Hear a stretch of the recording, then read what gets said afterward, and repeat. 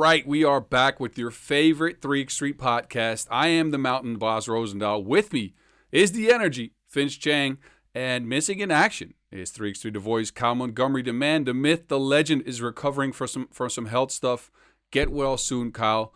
No doubt he'll use the material that we cover today in his preparations because we will preview the Fiba 3x3 sponsor, Red Bull Champions Cup today. But before we get into all of that, I would like y'all to hit the like button, to subscribe to our channel, to keep up to date with all the stuff that we post. Also follow us on social media at Word on the Streets, replace the E's with threes. And while you get into all of that, I got to ask, Vince, how are you doing, first of all, and are you ready for high-level 3x3 basketball in March? I'm ready. Just got back from the UK. Shout out to my man Martin with Rise 3x3. We had a great time. Went to Scotland, sipped some great essence of that great country as well. But as you already said, it's March Madness, so you got college basketball, but you cannot forget about 3x3. This brand new tournament is going to be insane. We got a lot of stuff to cover in today's episode of Word on the Streets. You're going to find out how good the Champions Cup is going to be. Let's go!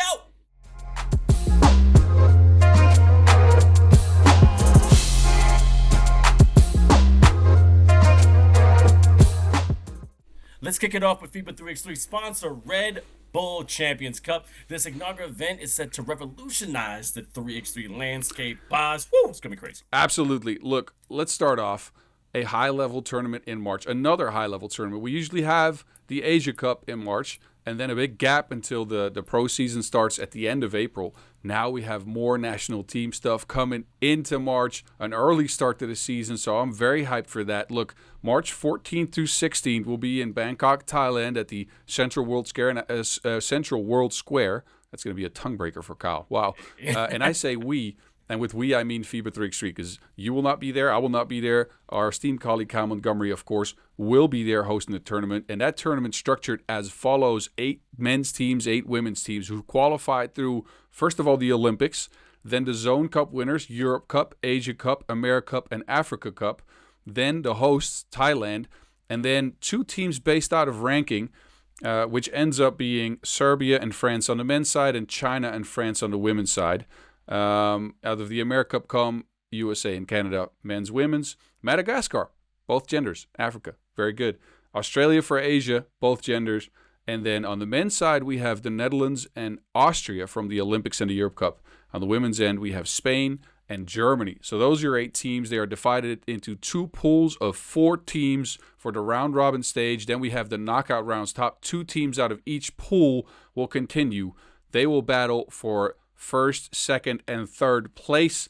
Now the pools, they're kind of cool. I'll let you have an insight. So on the men's side, we have Serbia, Netherlands, Austria, and Madagascar. That is a ridiculous pool. Just completely ridiculous. And then Pool B is USA, France, Australia, and Thailand. The women's, they have China, Germany, Canada, and Madagascar in Pool A, and France, Spain, Australia, and Thailand headlining Pool B. Some prizes involved as well, Vince. Of course, there will be a winner. There will be an MVP on the men's side. The winner will get 2 World Tour spots. That's a good price to get. That federation will have 2. The National Federation will have 2 World Tour spots to give to any team. They have to go to the same team though. On the women's side, it will be guest spots or wild cards for a guest team into the women's series. 5 of them. That also has to go to the same team. So a guest team can come in and take 5 women's series stops in 2025. Winners will also qualify to the Champions Cup next year, as well as the World Cup next year in 2026. So that's your setup for this weekend. Bangkok is where it's going to be at. It is going to be very cool, I think. I think it's going to be cool, too. I like the prizes now, I want to make sure we educate the viewers and listeners. Now, Bas, you know this. You're the inner workers. Now, is it any World Tour or Women's Series stop, or is it going to be a selection? Is there going to be a pool of it? Do you know about that? I am not sure, honestly. They might. It's something new, right? So they might include this in kind of the hard seed allocation. Or no, we don't have hard seed allocation anymore. They might add this into the allocations, going into the season with team shift in perspective for positions on the ranking. Yeah. Or And again, I think we alluded to this in the last podcast that we did. There may be some more World Tours unannounced, and they might just go to those. Well, we talked about the last episode. That's what I get to. That now players have a choice that if they want to take a break, because we talked about how they could be on the road for a while. I mean, if you got a tour in Asia and you're literally going to be in, let's say, 4 different countries, but within 2-month spans, what's the point of coming home for like 3 days and going back? So with that, they could pick and choose and where they want to be, and if like, okay, we didn't want to be in this tournament that we are in, then we could choose to be at this tournament instead. It gives more power to the players, so they can rest up more, I think, in that situation.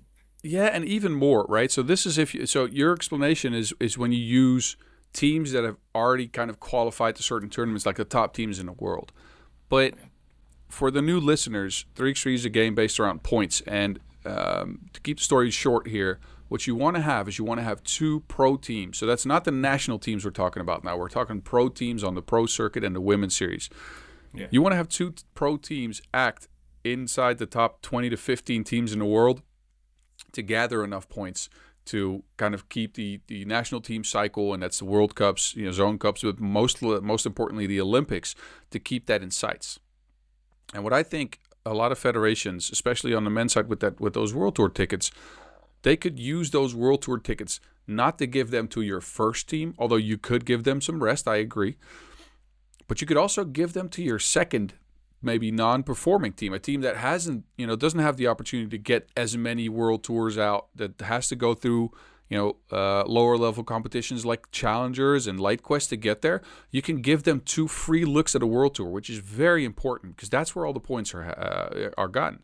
So yeah. I think it's an interesting kind of new dynamic into the pro season and the national team season, which obviously intermixes in a sport that's all about team and player and federation points.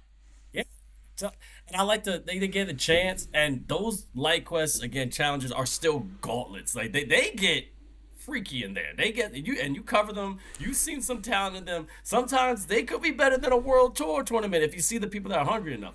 But I ain't gonna get too much in this. What I do want to get in is these pools of death. There's only 2 pools per each, but we're gonna start with the men's because I gotta admit, I'm looking at Pool A. As you said, ridiculous. I do have my dark horse. I don't want to do my predictions, but let's talk about the players on these squads because they're gonna be definitely putting up some numbers, but it's gonna get bloody. Yeah, for sure. Look, let's just dive right in. The rosters for these teams, I'm going to name them real quick, and I'm going to bring a couple of takes. You can bring a couple of takes after. We're not going to go in depth on all the rosters because otherwise we'll be here for 2 hours, and that's a lot of fun. But So anyway, Serbia brings kind of 2 core players from previous national team tournaments, Brankovic and Stojicic. They add Neranzic, who's been a big part of their pro circuit teams, and a player that's usually not with their pro circuit team. They add Stefan Milivojevic. Again, a player from a totally different team, Serbian team though. Dynamic, quick playmaker. He can shoot, he can create, he can drive and kick. So I think he could be a great part of this team. New to the national team though, as is Neranzic. So kind of a shift in dynamics there. Team USA will bring the AmeriCup roster from last year. Caruso, Hahn, Parrott, and Travis. Yep. France comes in with a team that's been performing and acting as Team France with Paul Joko, Jules Rambeau, Frank Segela, and Hugo Suhard. The Netherlands bring Alberts, Driessen, De Jong, and Van der Horst, and no Arvin Slachter, which is kind of odd. We'll talk about that. Austria comes in with the Europe Cup winners, the 4 players that won that Europe Cup last year, Blazen, Kaltenbrunner, Murati, and Sonel. Australia comes in with a squad that I have no idea about. 3 fully new players and a guy that was on the Asia Cup last year in Davy. Again, joined by Stith, Higgins, Titsa, and Antonio. The host, Thailand, Yesu, Franco, Yakravan, and Lish. And then Madagascar, and I'm going to get these names out correct, trust me. Rasolo Manana, Randria Mampionona, Ratjanarivo, and Solon Draini, and he's also called Alpha. So that's cool. Look, VC, I got you on those Madagascar names. Oh, word. I got to admit, I'm doing applause right now. I was looking at the pronunciations, and you got a nice little Dutch twang to it, too, which is really Thank you. I've worked on that. So anyway, going into this, I would like to hear your 2 takes, Start me off. Well, what do you think about these rosters on the men's side, and what are your maybe questions going into the tournament? We'll start from the top. Serbia, Livojevic, and also Stojicic. I remember you came to me. You're like, "Hey, how you think they're gonna coexist?" Which I think it's gonna be a match made in heaven in the sense of we've seen the Serbian team. Have we ever seen like a true point guard on that team? A true point guard that's going to be able to dish the rock, not worry about taking out the last shot. Not saying they're going to defer to everyone else like Stojicic and Dejan Majstorovic, Brakovic, but also be like, look, I'm going to be the conductor no matter what. And I'm looking at Milivojevic and also Stojicic as Jason Kidd and Vince Carter on the Nets. Okay? Stojicic can get up there if you give the alley-oop, but however, Milo, he can literally, Stefan can find a way to penetrate, 6'4", strong. There's a reason why we call him the gladiator, but draw two at all times. Because they don't want him to get that teardrop. I got him to see him play live in Edmonton. He led the tournament in key assists, okay? And that's key assists. We're not talking just normal assists. So now he's like a kid in the candy store. He has so many different options because then you still said Narvic, but you have Brankovic that can definitely knock down that two and also penetrate. And Stojicic, Doctor Strange can do everything. He's going to have a field day with this team as long as they, quote unquote, get into the program. But I think his ball handling skills is going to be that missing piece to make them even a stronger Serbian team. And that's my opinion. Look, I think I agree on that with the caveat that Milivojevic cannot step on the team and be passive. The gladiator is a main character. Milivojevic plays like an alpha dog every time he steps on that court. He screams, he yells, he's all emotion, he's energetic. Yeah. If he doesn't do that, I don't know what he's worth on that squad. If he comes in and if he brings that same energy, and again, if those other three guys accept him for the player that he is, and I'm sure they've practiced and I'm sure they've meshed and tried to get that energy out of him, if that happens, they're the most dangerous team in the field. Now, if he goes into a deferral mode and he wants Stojicic to do everything, I don't know. Well, that's the thing. He, as I said, he can penetrate and draw too. People know him from that Partizan team, and that's the key factor there. He's going to be a menace. And on defense, he plays defense too. Don't get us wrong. He's not just a gladiator on offense. He also puts the shield up and will try to shut down at least someone, and he could guard someone at least 5 inches over because he's just solid. I remember you talking about a guy that I forgot his last episode. He was extremely tough, but you couldn't move him, and that's what he can do. Yeah, for sure. He's built, he's tough, and I'm sure he'll be an addition. And I think, especially with Majstorovic, a longtime legend, leading scorer in the game of all time, not being a part of this version of Team Serbia, they need someone to step up and hit the big shots. Milivojevic has proven he can do that in the past as well. So I'm curious to see because, and this is not to get down on his Partizan team, but he's definitely moving up as far as the talent that he plays with now. So I'm curious to see how that will work. All right, so let me get my first thoughts in. And as you know, and since Kyle's not here, I figured I'd take the opportunity. I'm a bit of a homer. I am a bit of a homer. And, look, I think, and this is my take going into this tournament, I think the Dutch will be okay without Arvin Slachter. Okay. Arvin Slachter, a huge part of the teams in the past, the national teams, on the from the OQT last year to the Olympic win. He's kind of your do-it-all. He used to be a main shooting threat, but he's your do-it-all type of player at some point. Yeah. He's good at defense. He can screen. He can roll as well. He can be kind of your secondary ball handler and creator. Set up, the taller players like Driessen for a lob finish. Yeah. And hit a high percentage of his outside shots and at timely moments as well. So he'll be missed for sure. And he's kind of like your extended coach on the court. But I think from the parts that they've brought in, especially with Alberts now stepping onto the team and his progression last year as a player, I think they add those pieces as well. Di Maio can be a screener, so he'll take that role. He can be your glue guy emotionally as well.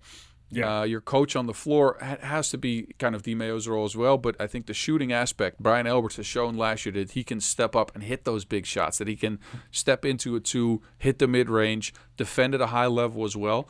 So I think from the assortment of parts that they've brought in that they now have on the floor, I think they'll be okay. Again, he will be missed, but I don't think it's going to bring them down a notch at all.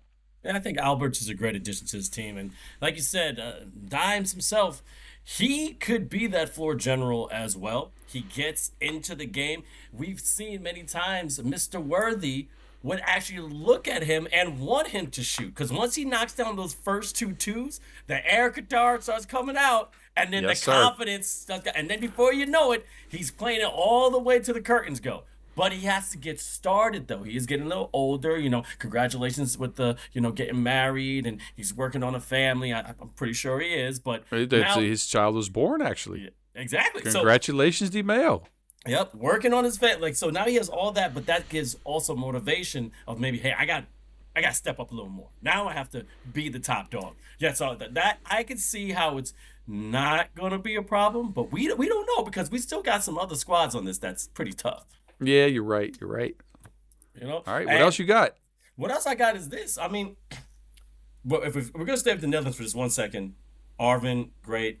But are they still riding the high?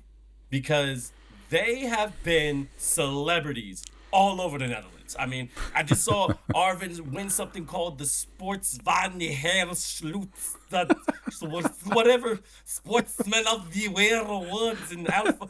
I don't know what it is, but I'm like, Max Verstappen usually wins this. Like he won it, but anyway, I'm seeing Worthy on the red carpet. Like it's been beautiful for them. But sometimes when you get to that cloud of that celebrity, is it going to affect their gameplay coming into the cup? That's my only concern with them, is that are they going to live up to the hype? Has the hype gotten to their heads? Because we haven't seen them really compete since, they bring in that, beautiful medal back home. But we do see them all over social media. So that's my X factor. And look, I'm going to keep it short. I'm right there. I'm right there. I'm curious to see how they will restart their campaign again. I know the team's taken a little bit of time off after the World Tour Finals last year in November. They took some time, and they've all kind of explored these new ventures. That obviously come with becoming an Olympic champion and then the World Tour Finals winners as well. Yep. So I'm curious, and I don't know. I don't have an answer for you because I have some insights into the team, but I'm not at the practice ground, so I have no idea. Well, let's go. You talk about being a homer. We're going to go to the United States, which, again, I am insanely excited that Caruso is on Miami. But Caruso being with Han, Parrott, and Travis, it makes my mouth water. Okay? It gets me excited for the USA 3x3 team again. I know it's hard because we're trying to expand the sport over here in the States, but this edition, because Henry is a locomotive. They've been training like crazy. I saw my man Zach Andrews. He was actually in Winning Time. Well, yes, he played one of the characters. My man Jordan Sutherland, dunking everybody. Cole Hick, they're from Los Angeles 3x3. The USA Basketball Camp definitely is putting a lot of effort to make a statement at this Champions Cup. I think it's going to be a message to the world that we're ready and preparing for, the Olympics. And again, it's only in 4 years, but they're starting now. What I'm loving about it is that this team has so many different parts. Any one of these guys can take over the game. And I want you to know that opinion that any one of them, Hine could go over, Mr. Ginger can start knocking it down. Parrott, Slim Reaper can start dunking on you. Okay, Dylan Travis has been now the #1 player in USA and also been the cornerstone of giving education and that experience on the 3C level, going to the Olympics. But then Caruso again, it's just a baller. So how you feel about that squad? I'm very excited about them, and I got them. We'll get to our predictions, later. I got them going pretty far here.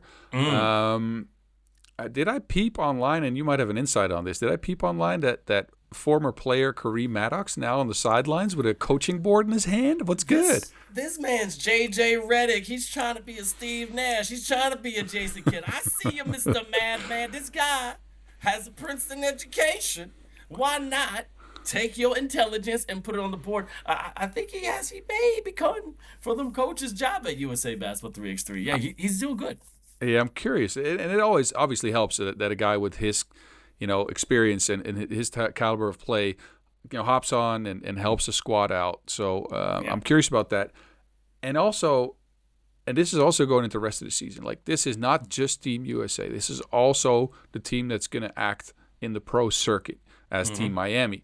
Yeah. So I'm very curious to get a look at them, after some practice time. I know they've played an AmeriCup last year in this same setup, but that's with players that feature on different teams and practice with different teams during the rest of the season. Now they've gotten a lead in, becoming, this one unit, a gelled unit that now has to act for the rest of the season. So not only am I excited about the fact that all of these guys can go and all of these guys can score, I'm curious to see how Caruso is going to add kind of to that flow dynamic that Hahn, Travis, and Parrott already have. He's another kind of guy that you can give the ball to that can create his own shot, which is what Parrott's main role is.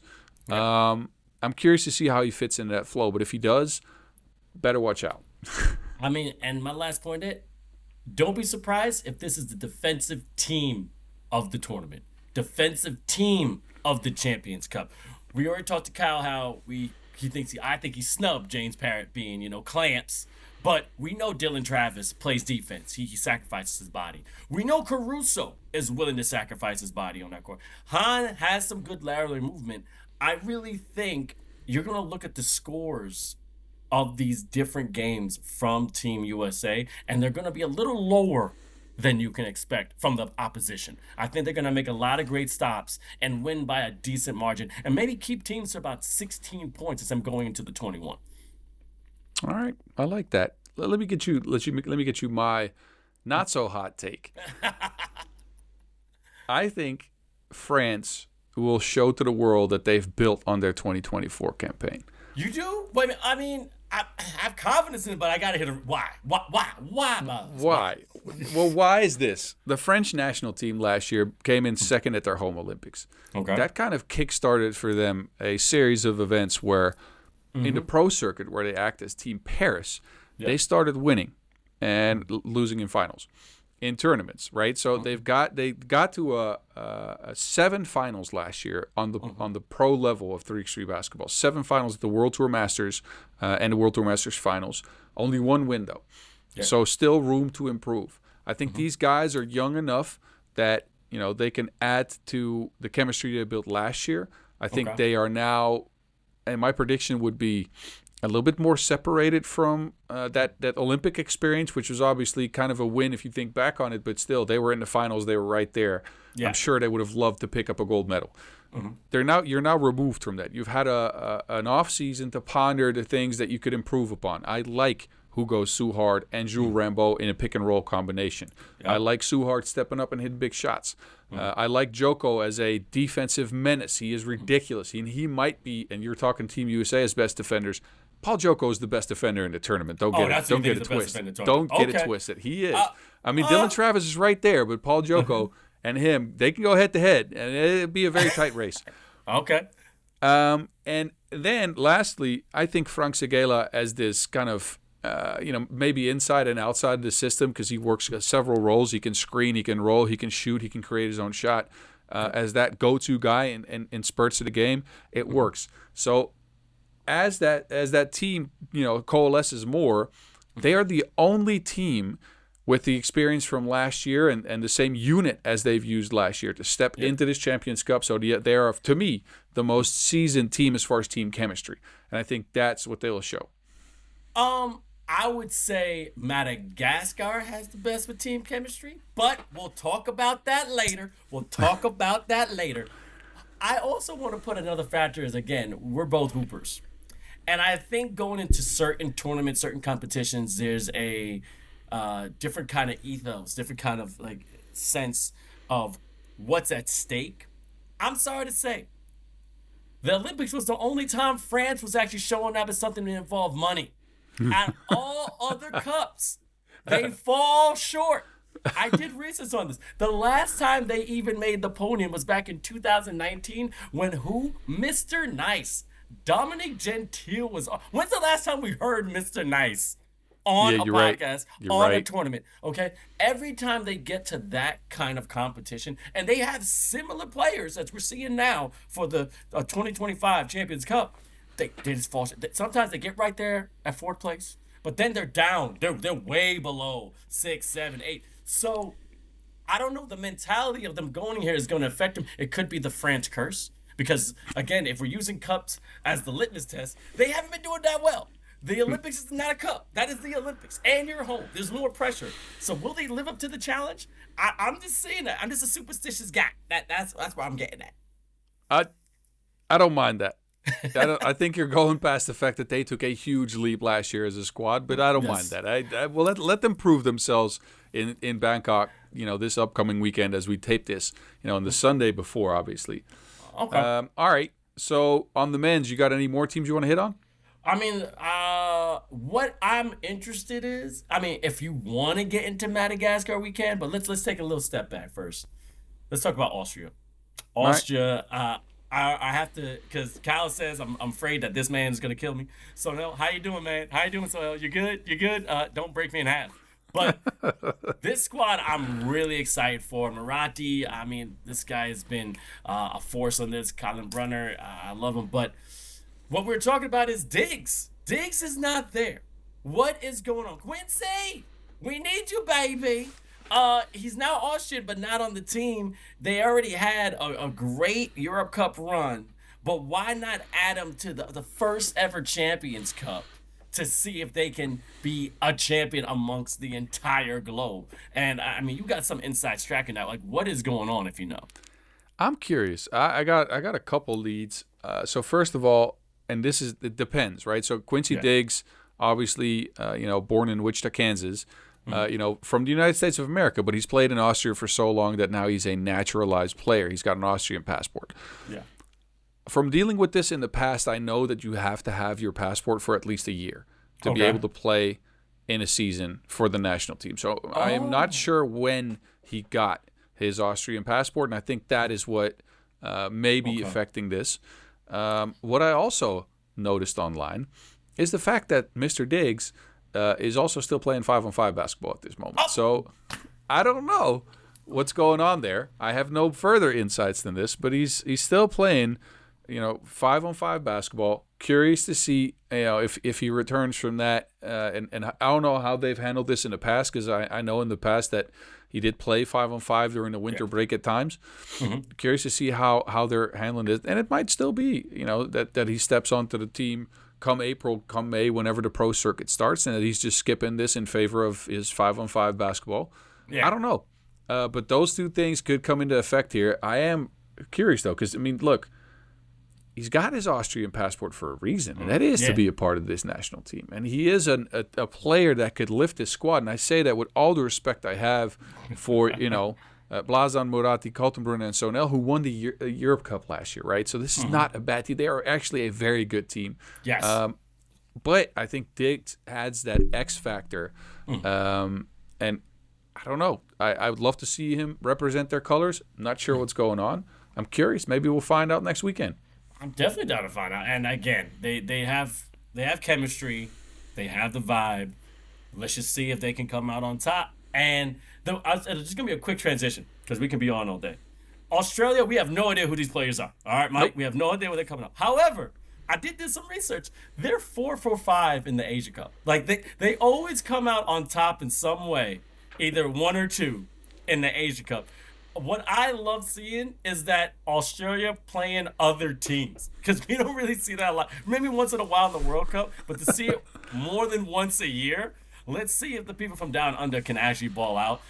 Just to say good luck to them. They have great coaching, but sometimes when you don't know something about somebody, could be a weapon for them, because who's really doing the scouting on this squad? No one knows. No one really knows who these guys are. You can't scout. You can't know what they are, what they do. Look, to add to this, Vince, and I like that take. I think the Australian squad in the past has been a difficult team to take on because they only play in national team tournaments and they never step on our pro circuit because of scheduling conflicts. Let's just say that. I think, where it's wintertime in Europe right now and in New York where you're at as well. In Australia right now, it's the summertime, which means a break for basketball players where they could play. Their winter season will start pretty soon here. So a lot of players, have some scheduling issues when it comes to playing 3x3 basketball, which is mainly played, again, between the months of, April and May and November pretty much. Yeah. So we'll see. I'm curious. You'll hit on Madagascar after this. I know that, so I'm not taking that from you. Let's transition. Let's transition into the women's side. I got a bit of a game for you. I hope you have the spelling of the names of the players in front of you. Because Vince, I've noticed. I check out your Instagram account at Vince Chang 21. I check that out on a daily basis, mainly the stories from your Instagram account. And you know why I do that? Because every morning, or most mornings, you post something called the Chang Morning Dynasty. Okay. Right? It's Am I Chang, correct or no? It's Good Morning Chang Dynasty. Well, that. Anyway, it's never morning for me when you post it, as we have some time difference. But you post something every other day or so. Yeah. And there's usually a different language involved. So you'll pick a country and you'll come in. And maybe you can explain this. Yeah, I mean, I started doing it just motivations from my friend, and then a friend of mine who's a DJ, he was like, "Just dude, you love traveling. Why don't you try to do it in a different language? So say good morning in like in Celtic, like Majawa, or you could say buongiorno or something. It's like do it in a different language. It could be more appealing." It was just like, all right, let me try it. But then I started to fall in love of learning different languages and finding out the pronunciations. And again, one of my favorite quotes from Nelson Mandela: when you talk to a man in a language that he understands, you speak to his mind. But then if you talk to a man in a language he knows, you speak to his heart. So it's kind of interesting. I get DMs saying, "Oh, I want this one from Czech Republic. I want this." I'm like, all right, cool. So it became fun.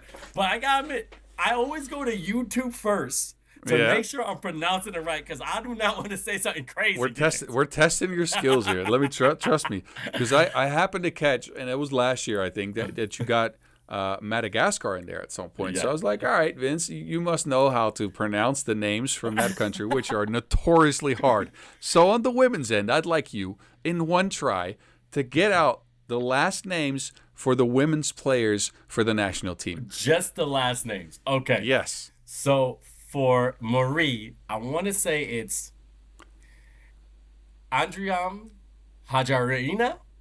I think that's it. For Muriel, that's Hajarina. I want to say for Christine, it's Jafera. And then also for Emerson, I want to say it's Raheri Manana. There you go. There you go. I think I got Madagascar. Don't get me. There you go. All right. So I'm hoping for somebody from Madagascar to come in and correct you on this, because I have no clue. I just wanted to see you do that. But I also want to shout out Muriel. I want to shout her out. Know why? When I was at the Africa Cup with Kyle Montgomery, we got to talk to a lot of players, and she was real cool. And I had like a jersey from the States that I had, and she really liked it. And she was like, "Hey, can I have that jersey?" I was like, "Yeah, sure." She's like, "I'll trade you." I'm like, "What do you mean I'll trade you?"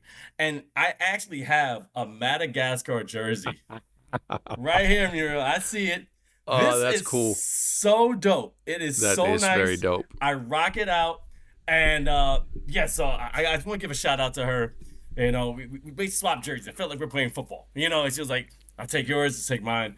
But I'm looking at the Madagascar team, men and women, to be the dark horse on both sides. You're already getting into predictions, huh? Oh, just a little bit. But we can talk about the squad.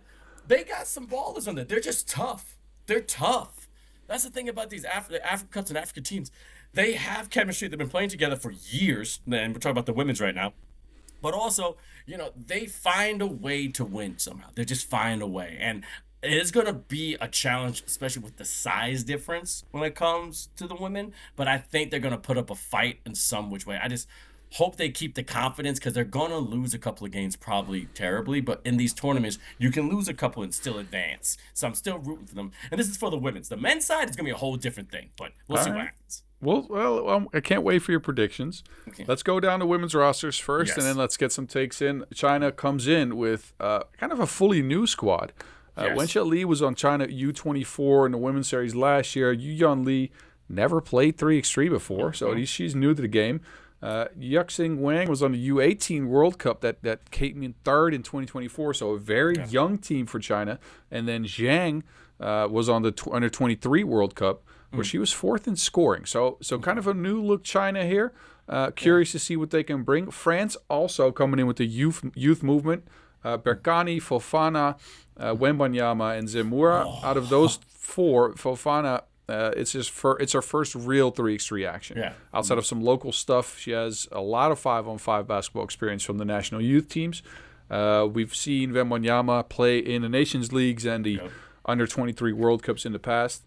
Curious to see what she can bring. Spain also switching things up. No Sandra Igueravide. Oh, it hurts. It hurts.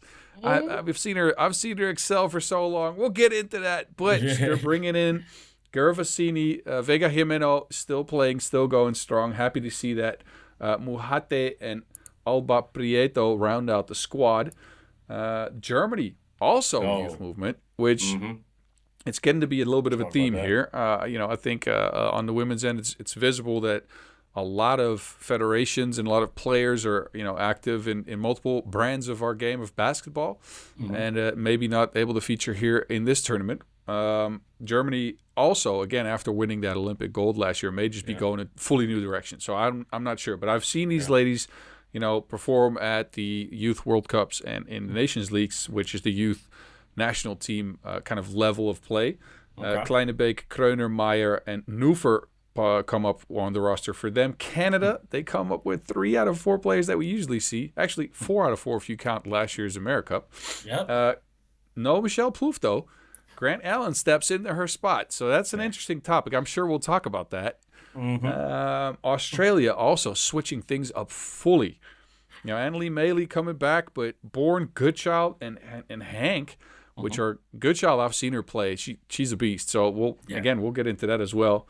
The host Thailand, Bunsen Prom, Kwonchan, Udom-suk, and Wongtapa. For them, I don't know much about those 4 players, so we'll see. And Madagascar, and I'm not. Well, you know what?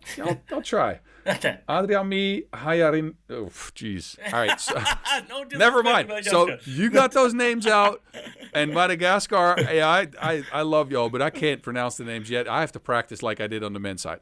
Anyway, those are your rosters. Vince, come in hot. What's the take? I mean, after that Madagascar debauchery of trying to do their last names, I'm just going to give them props. That's it. But also, I want to say when they have been performing at their cups, since 2022, they've always been on the podium. Second, first place. The chemistry is amazing. Like I said, they're going to have that challenge of that hype, but I think they're going to steamroll and find a groove sooner or later. Now, I'm not going to sit here and say I think they're going to be first. I'm not going to do that and be like, oh, yeah, they do. But I think they're going to put on a good show. But I want to lead into this because this is the most experienced team. We're going to go to the less experienced team. I want your opinion on China. We're going to start up there because, as you just said, I'm seeing these federations as you were going to a new route. I mean, we don't have Mi Ling, Jing Yun, Li Li, and Jing Ting, but they have a squad with this new roster in China, and we all see that China can produce 3x3 ball players. They can. But can they work together is going to be the key question.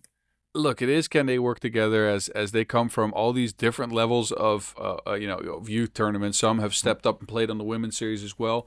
What I think their strength is their height. They are a huge team. Outside of Canada, I think the tallest team in the tournament.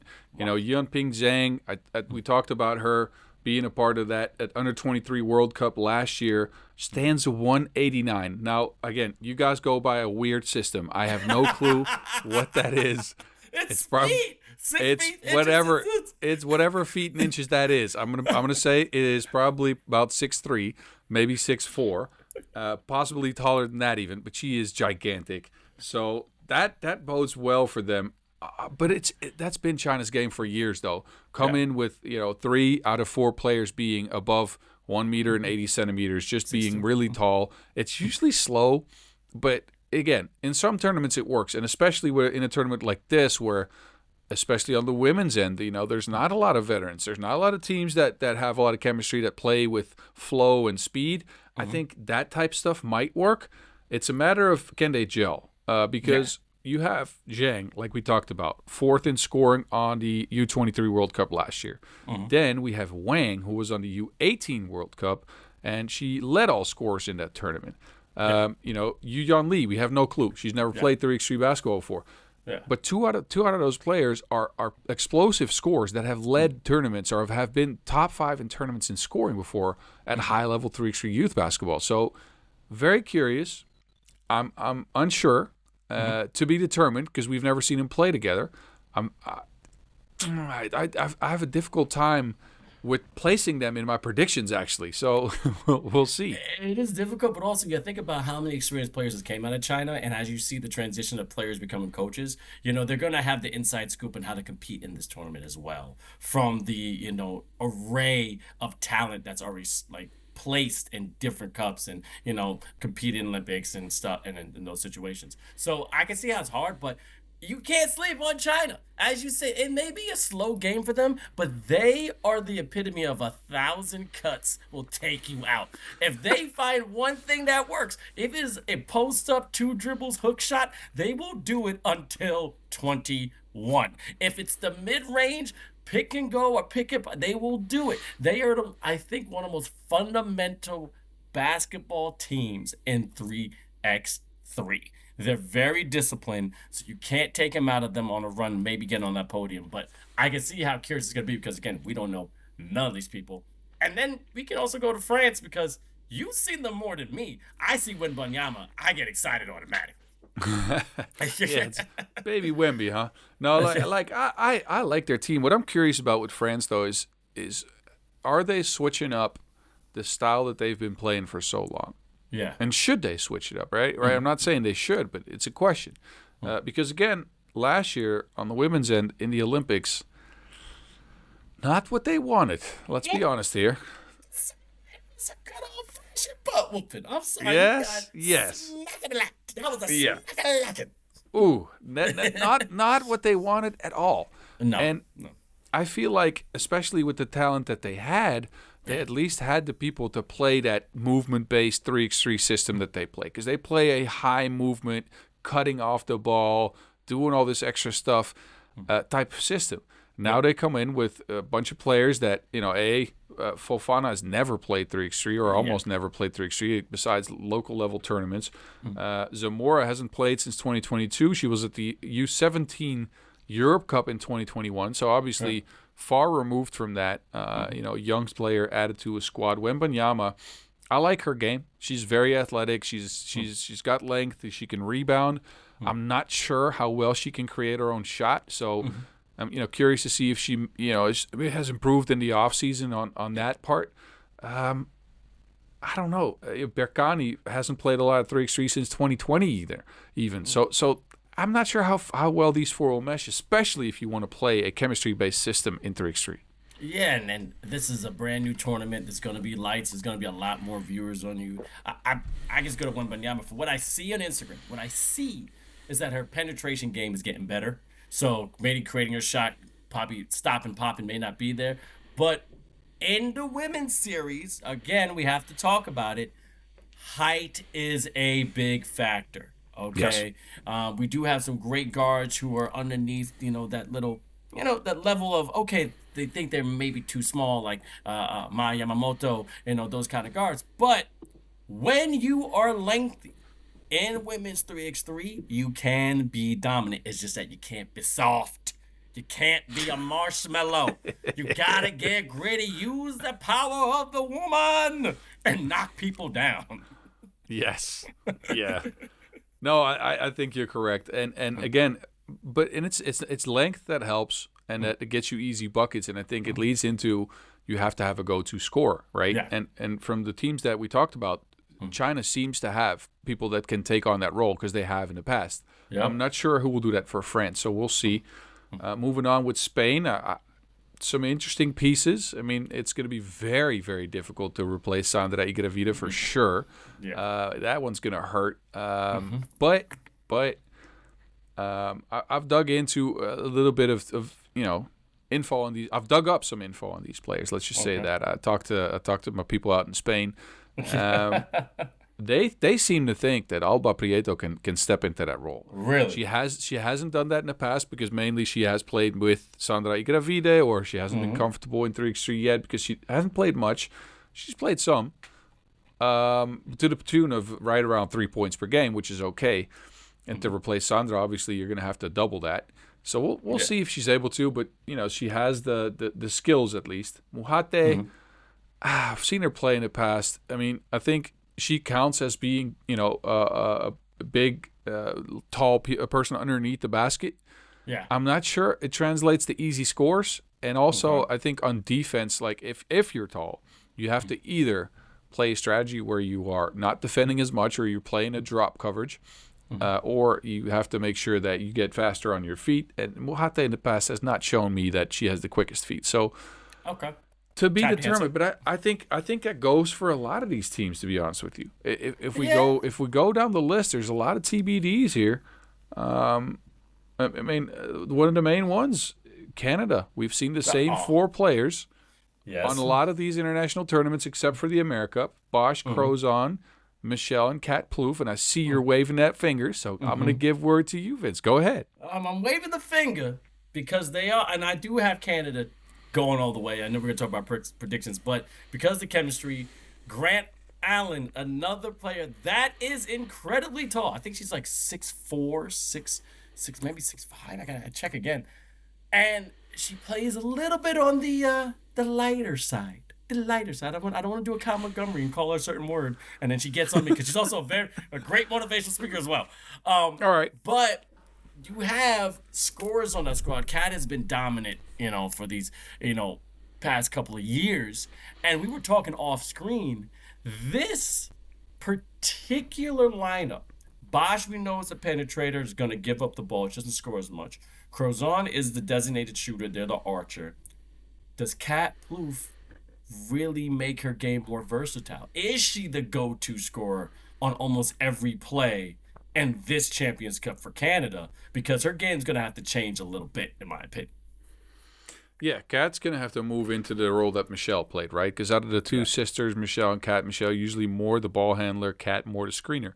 With Grant Allen there, though, she is going to have to be more of a ball handler. I think they have gotten that working in the past, though, in the America Cup. But and I'll be fair with you here. I think the only team that was real competition that they faced in that tournament was in the finals, where they beat the United States in overtime.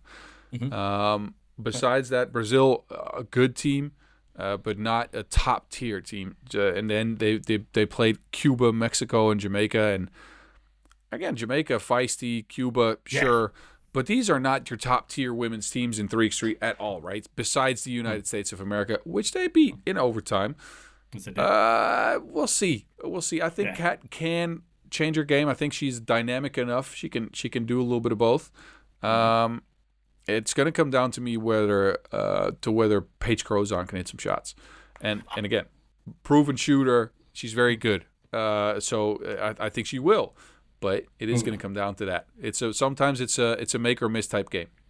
Yep. And Grant is 6'5". A 6'5" lady. That's a Valkyrie right there. So add it to that team, right? Yes, an addition to the team. That's the key thing. So now your defense should be great, but just imagine Plouffe sisters and Grant and Crozon. That's great. I mean, you already got the feisty defensive chihuahua and, Miss Casey Bosch, but hey, she said it. Okay, everyone, when I was doing my research at NBC, she quoted that she's a defensive chihuahua. Okay, I'm not calling that disrespect. That's what she called herself. I'll take it. All right. Any other notes? I got a look at Goodchild last year on the Australian team, who again are moving in a fully different direction after that team made the Olympics last year and didn't perform all that well there. They had some injury issues. Injury issues, and it's like it was. Yeah, it was. Yeah. That was the main reason. That was the main reason. Mansfield got injured, and that kind of derailed their Olympics there. But look, they go in a different direction with this squad. Meili stays. Goodchild, I liked her last year, man. She played one women's series stop in Edmonton, first in scoring, 8.4 points per game. She was a blur in that tournament. She was everywhere when it comes to offense, right? And you need that. Again, we talked about this. In 3x3, you need a dominant scorer. She's shown that she can do that. I'm not sure about the other two players because I don't know them at all, but Goodchild at least, and Meili, because we're talking about defensive scrappy and energy and all that. Meili, definitely that. I'm curious to see what they can bring, man. I mean, this is one of those, You talked about Madagascar being a dark horse. I think Australia could be a dark horse as well. True, but I wanted to see my Widow, 2023 MVP and bronze winner at the World Cup. Like, Widow, where's the Widow? But I have seen Good Child in person in Edmonton, and I love her first step. That's the one thing that's absolutely incredible. That jab step to the basket. She doesn't give up on a play. Great personality too. She looks like she could be a Disney character or a Disney princess, but she does not. She is. The funny thing is that we have the stigma of these Disney princesses being, oh my God, I need to be saved by. No. If you watch Wreck-It Ralph, it's the same thing. They don't need help. They're just as powerful. I mean, she's like Elsa. She's gonna freeze you in a minute and then break your arm off while it's like it got frostbite. So don't let the smile fool you. Good Child. I just heard about this movie. I don't know if you heard about The Good Son. There was a pre-thing called The Bad Seed.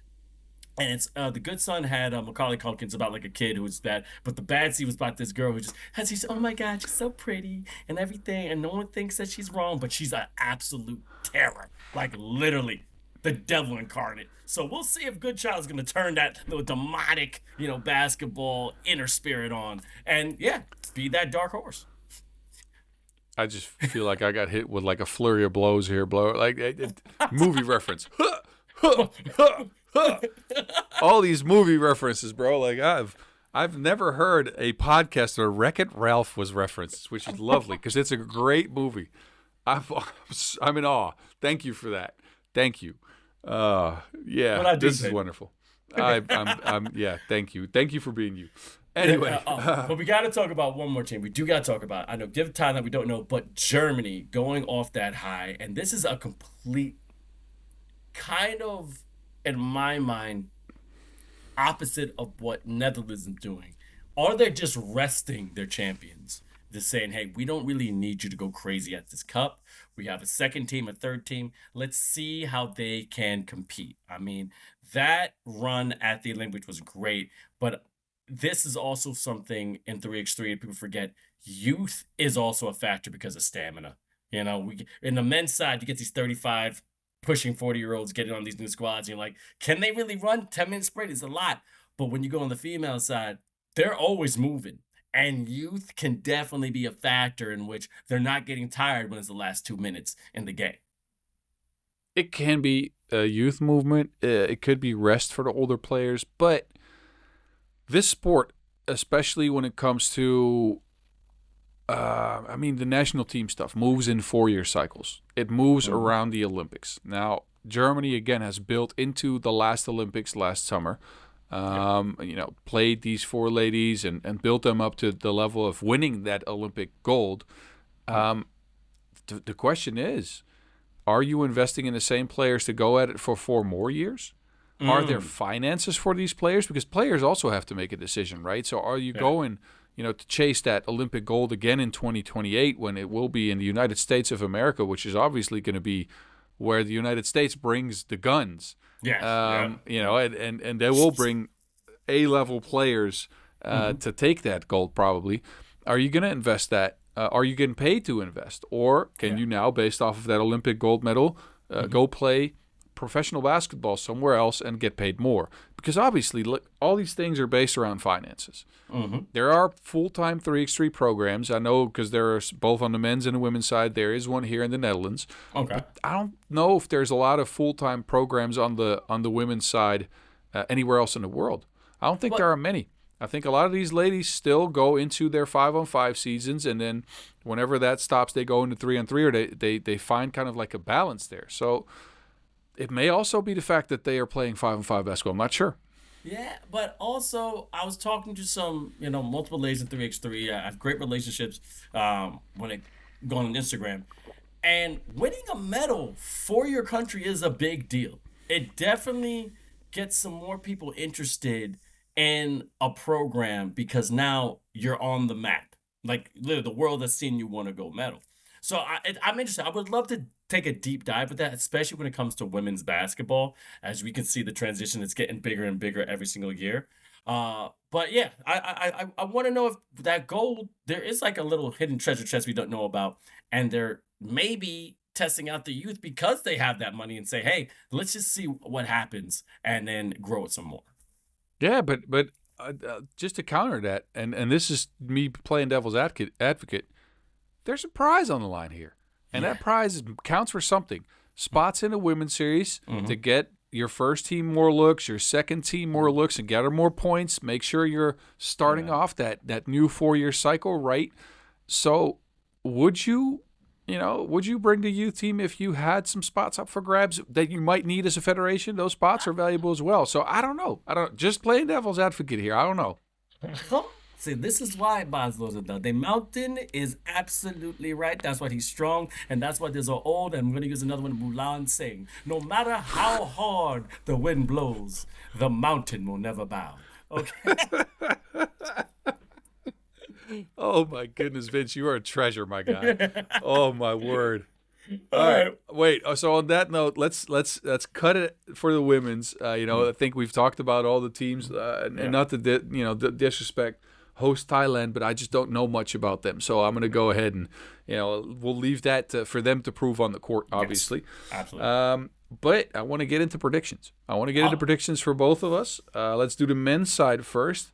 Okay. I'd like to know from you, Vince, who do you think is going to win Pool A? And just to reiterate, Pool A is Serbia, Netherlands, Austria, and Madagascar. Yeah. And who is going to win and come in second in Pool B? United States, France, Australia, and Thailand.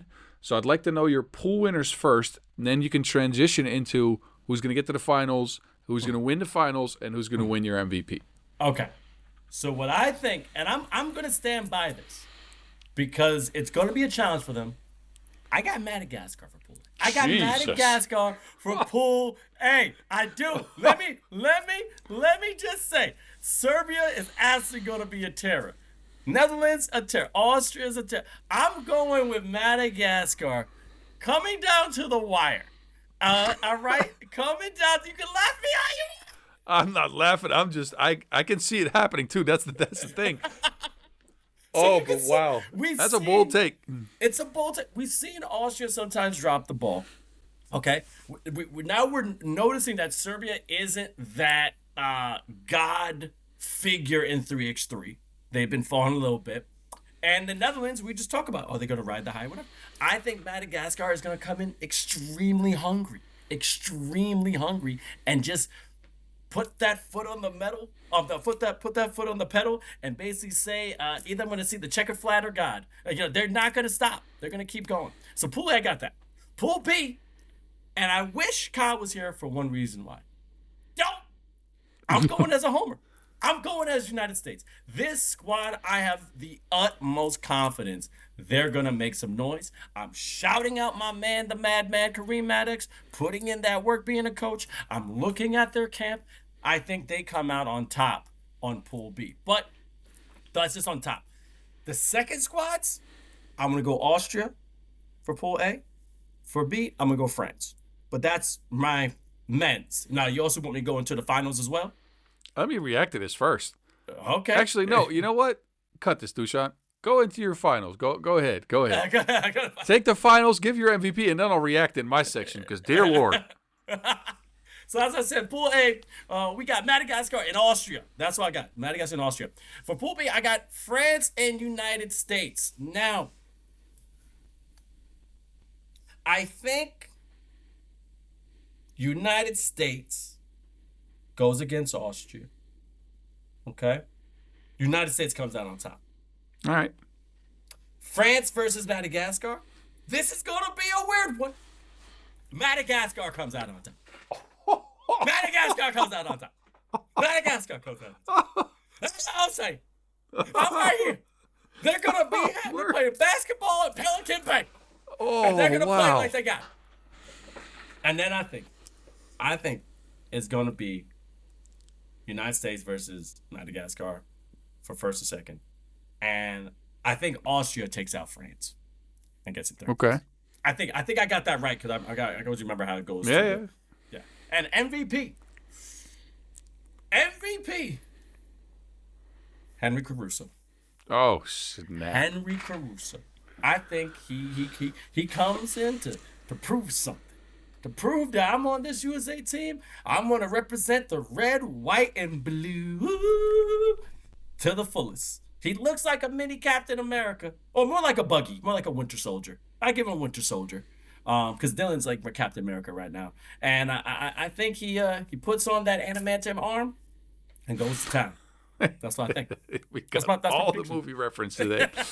All right.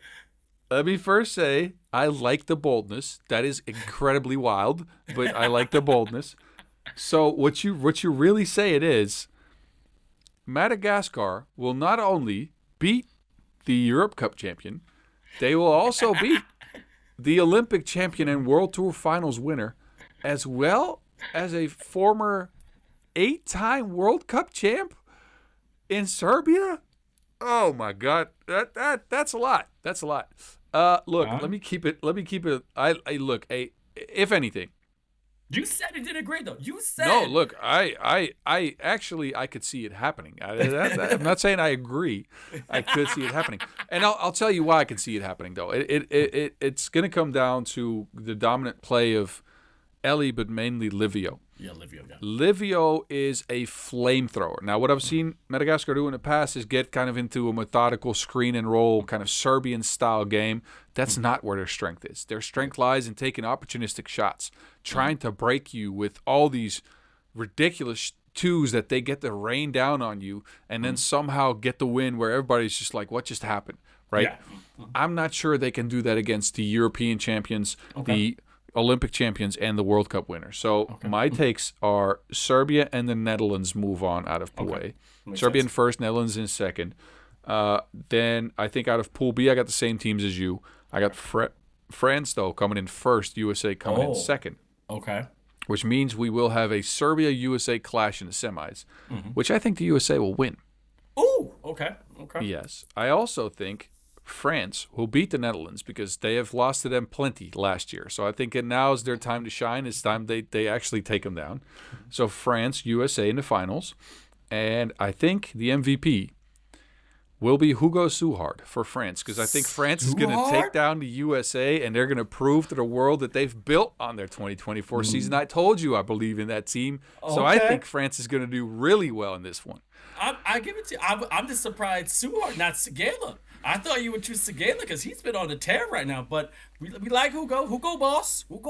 You know, this guy, he got some game. This is going to be an interesting tournament because it's not like it's a surprise that we put out these crazy predictions, i.e. Vince Chang, the energy putting out crazy predictions. But what you're saying that has a lot of validity to it. I'm for you, man. Again, we know Pool B. I think we're okay. If Australia somehow comes out of nowhere with this brand new squad and gets lucky, we don't know. But yeah, there's so many uncertainties with a tournament with this high level of entry, right? So you have to have either a zone cup win or you have to beat like top 2 teams in the world or you have to be the host. So it's going to be ridiculous. All right, so let me start off the women's end and then you get to take this second. Women's, again, let me reiterate, Pool A is China, Germany, Canada, and Madagascar. Pool B, France, Spain, Australia, and Thailand. So I have, moving on, out of Pool A, Canada in first. I think it's an easy take. I think they are the most experienced team, maybe in the field, even with the amount of people that they bring back from previous tournaments. I do think China's moving on as well because of their length and the size of the people that they bring. They got 2 proven scorers on the youth level. I'm curious to see how they can, mix and match that going into, into pool play. But I do think they have enough. Pool B, I got the Australians picking up Pool B. I got Australia winning Pool B, Spain coming in second. So that's my Pool B take there. That means that we have, as far as semifinals, Australia meeting up with China, Canada meeting up with Spain. I got Australia moving on. I got Canada moving on. And your MVP. Did you hear that drum roll? I heard it. I hope you did. good. If not, we get it in there. Catherine Plouffe. Oh, yep. Canada, P right here. There's the P right there. I thought you meant the Pittsburgh Pirates, but we're good. All right. No, but hey, look, Canada, I think this is a tournament, and we've said this in the past, but this is a tournament that's clearly Canada's to lose, in my opinion. I like the grit from some of these newly put together squads, like Australia. I like the youth movement for China, who I actually have coming in third. But I don't think any team talent-wise gets close to Canada if they play the way we know they can play. Last time these four ladies were on one team, they won the America Cup. I'm sure they're going to try to get this one. So Canada wins it for me. What you got, Vince? Yeah, I'm not gonna lie. You almost have my same prediction, and I'm not doing this to cut the podcast short. The only difference so I'm with you with China and Canada. Canada going on top, China going to be in second. But I got a difference. I don't think Spain wins. I think France does. But I think Australia still comes out on top, like you're saying. But I think France is going to be that second team there. I think they're going to find a way, come together with coaching. And you can't coach while they're on the court, but I think the preparation to go in. Now, with that being said, same thing. I think Canada comes out on top from the championship bout because, it's their tournament to lose. It's their tournament to lose.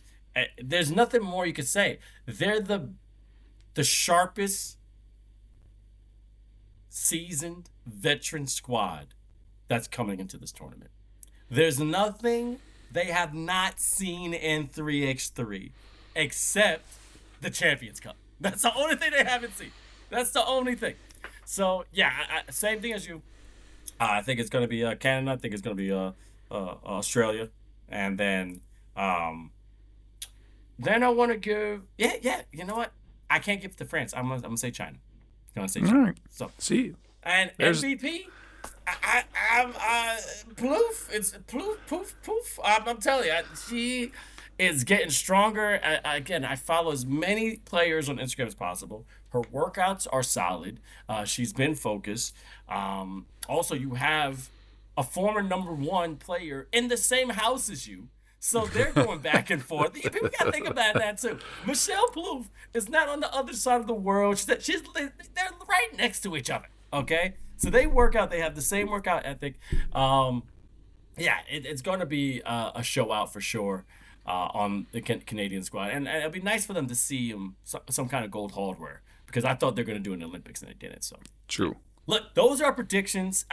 This has been interesting because with new podcasts of 3x3, sometimes we don't get it out before a tournament because we have different schedules. I mean, my man Bas the Mountain is always on the road. Kyle Montgomery, we miss you.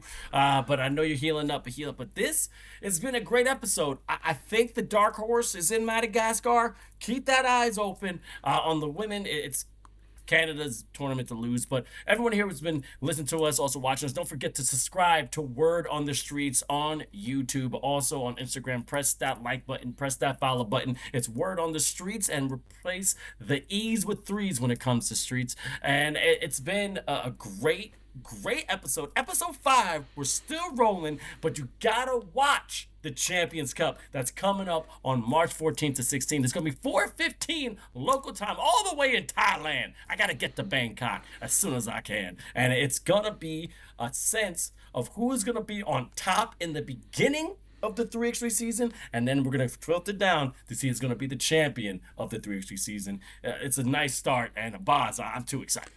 Man, me too. I can't wait to watch high-level 3x3 basketball again in March. We got the Champions Cup and, of course, the Asia Cup coming up afterwards as well. So can't wait. I'm not going to be there, but good luck to our esteemed colleague Kyle Montgomery, who will be present in Bangkok, Thailand. I am just a little bit jealous. But, yeah, Vince, thanks, man. Get us out the door. Oh, it's time to go. And, again, as everyone out there watching, make sure that you stay in with 3x3. This has been episode 5. I'm the Energy Vince Chang. That's Bas Rozendaal, a.k.a. The Mountain. We'll see you later. Peace.